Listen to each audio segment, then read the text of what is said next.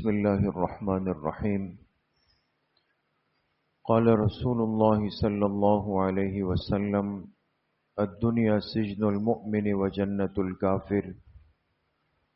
جناب رسول اللہ صلی اللہ علیہ وسلم کا ارشاد مبارک ہے کہ دنیا مومن کے لیے قید خانہ ہے اور کافر کے لیے جنت ہے.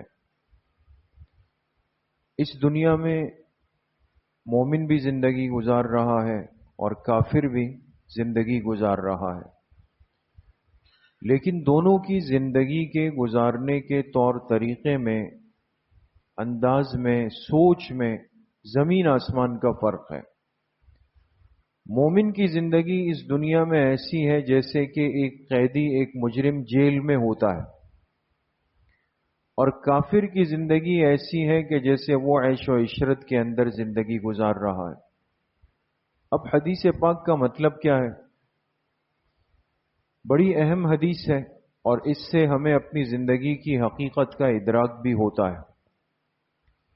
ایک بات تو اس حدیث میں یہ ہے کہ جب قیدی جیل کے اندر ہوتا ہے تو وہ کبھی بھی اس زندگی کو پسند نہیں کرتا. کوئی بھی قیدی یہ نہیں چاہتا کہ میری زندگی ساری جیل کی نظر ہو جائے. وہ کہتا ہے ایک دن آئے گا میں یہاں سے نکلوں گا. دنیا مومن کے لیے قید خانہ ہے، گویا ہمیں یہاں دل نہیں لگانا، خوش نہیں ہونا کہ بس ساری زندگی بس یہ دنیا ہی دنیا میرے پاس رہے. ہماری سوچ یہ ہو کہ ایک دن ضرور ایسا آئے گا کہ ہم اس دنیا سے ایک بہت اچھی جگہ منتقل ہو جائیں گے. جنت ہمارا اصل گھر ہے اور جنت ہمارا اصل ٹھکانہ ہے. جبکہ کافر وہ اس دنیا کی زندگی میں مست ہے، مگن ہے، وہ کبھی بھی نہیں چاہتا کہ یہ زندگی میری ختم ہو جائے، اسی پر راضی ہے.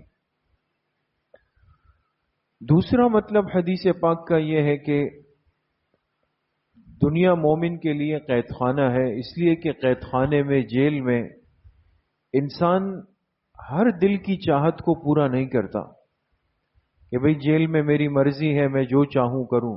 نہیں، جیل میں تو آپ جیل کے اصول اور ضوابط احکامات کے پابند ہو جائیں گے. وہ جب آپ سے کہیں کہ سو جائیں تو سونا ہے، وہ کہیں کھڑے ہو جائے تو کھڑا ہونا ہے، وہ کہے کام کرنا ہے تو کام کرنا ہے، وہ کہے کھانا کھانا ہے تو کھانا کھانا ہے. ہم ان کے پابند ہو کر رہ جاتے ہیں. یہی مومن کی زندگی ہے دنیا میں کہ ہماری زندگی ایک پابند زندگی ہے، آزاد نہیں. یہ جو الفاظ آج ہمیں دیے جاتے ہیں نا کہ میری مرضی اور میری آزادی اور میری، یہ سب کافر کی سوچ ہے جو آج ہم پہ مسلط کی جا رہی ہے. مرضی کی زندگی مومن کی دنیا میں کیسے ہو سکتی ہے؟ پھر اللہ پاک کے وہ احکامات کہاں گئے؟ اللہ پاک کی دی ہوئی وہ پابندیاں کہاں گئی؟ ان نافرمانیوں سے، ان حدود سے بچنا وہ کہاں چلا جائے گا؟ اس لیے ہماری زندگی تو بڑی ایک منظم زندگی ہے، ایک پابند زندگی ہے کہ آذان کی آواز آئے تو اب نماز کی فکر کرنی ہے، رمضان کا چاند نظر آیا تو اب روزوں کی فکر کرنی ہے. ہر چیز ایک ترتیب اور نظم کے ساتھ چلتی ہے. آزاد زندگی کہ جس میں کوئی حدود اور کوئی قیود نہ ہو، وہ تو کافر کی سوچ.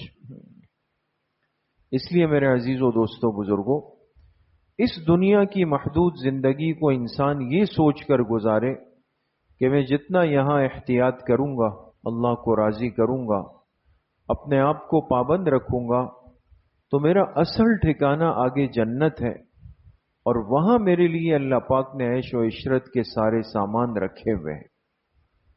اللہ تعالی ہم سب کو جنت نصیب فرمائے. الحمدللہ رب العالمین.